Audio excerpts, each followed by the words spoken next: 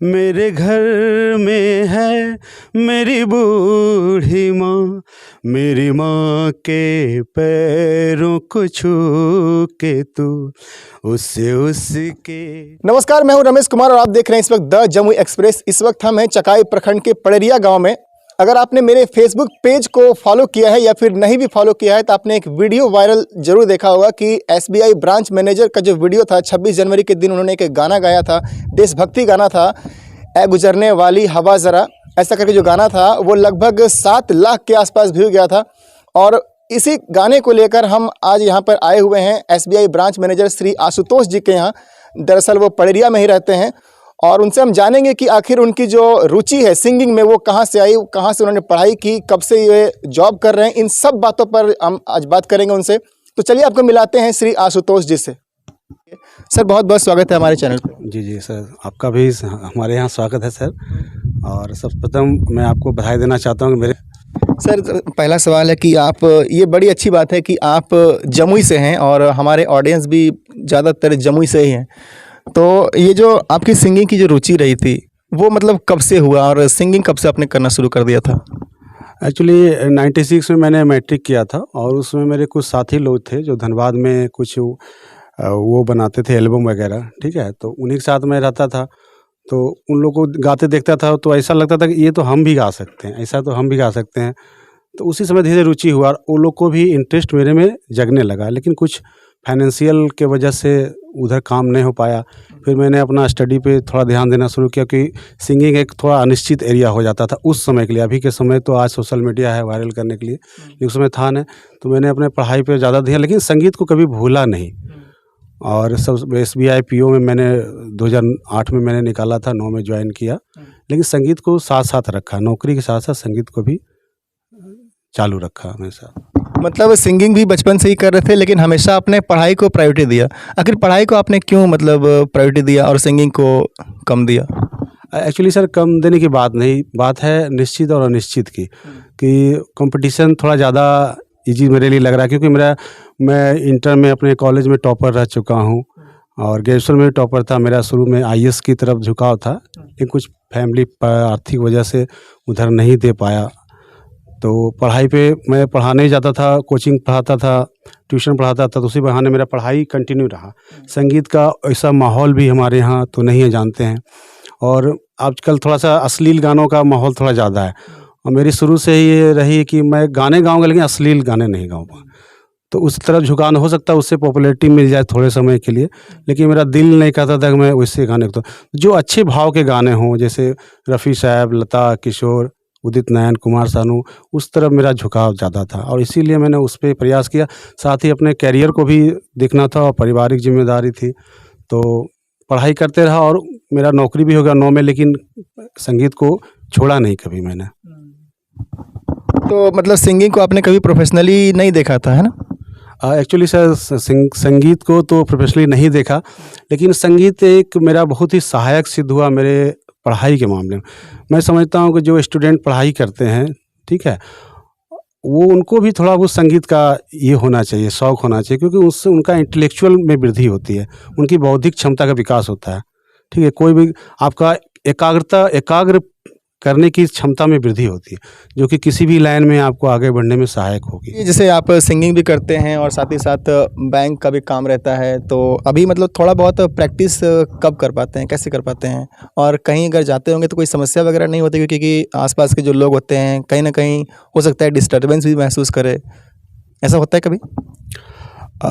Actually sir मैं मानता हूँ कि किसी भी क्षेत्र में, चाहे संगीत हो या कोई भी क्षेत्र में हो, एक इसका मैं थोड़ा सा विस्तार से आपको जवाब देना चाहूँगा।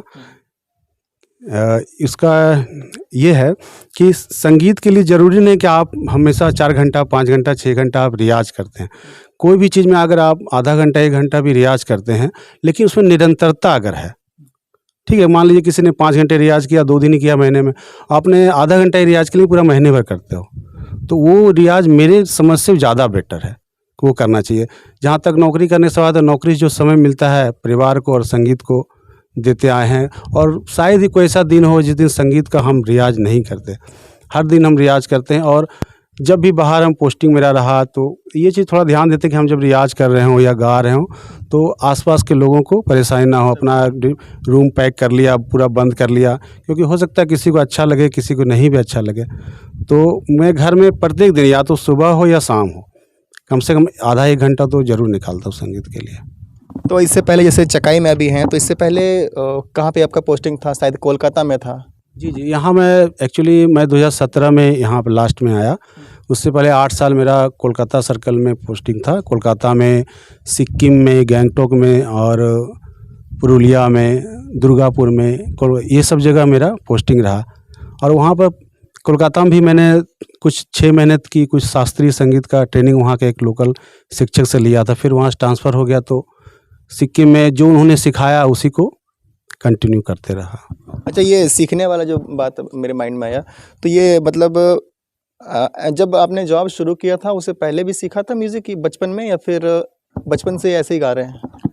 एक्चुअली सर संगीत के बहुत सारे तरीके हैं अपने करने के, लेकिन मैंने बोला ना कि बौद्धिक क्षमता में विकास होता है। तो आपका बौद्धिक क्षमता तब विकास होगा जब आप गाने गा रहे हैं उसको आप पूरी तन्मयता से गाएं।